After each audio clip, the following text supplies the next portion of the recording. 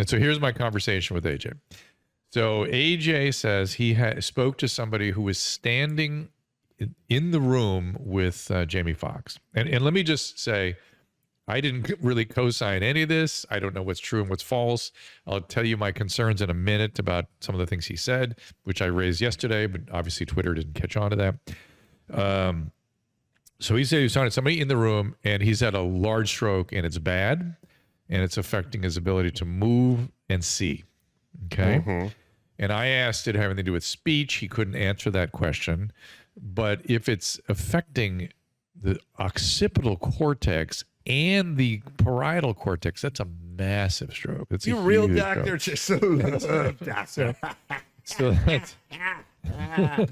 Woo! and So I mean, if it's affecting your vision, yeah, that's an unusual piece of this. it's mostly speech. Right? Well, it's your brain movement and speech. Your brain is constructed in such a way that on the left side of your brain, speech, movement, feeling is all in the same general area, or it's supplied by the same artery, and it's a common artery to get clipped off by a stroke. If you're going all the way down to the occiput, it's you wonder if that was an embolic event, like multiple clots, or was it a bleed into his head? Because they kept saying it's a blood clot in his head. Well, strokes are caused by blood clots in an artery cutting off blood supply to the brain, and the brain dies. But you can also get bleeds in the brain where the arteries rupture and the brain gets crushed. And those are a little more sort of protean in terms of the anatomy and how it manifests.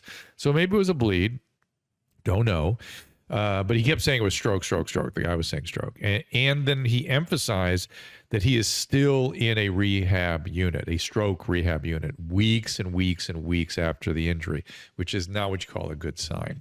He also said that everybody that came... months, yeah, right? it's not good. That's a long time for a youngish, healthyish. It's unheard of, actually. Right? I usually go to outpatient management and stuff like that. So somehow he's getting some specialized care here.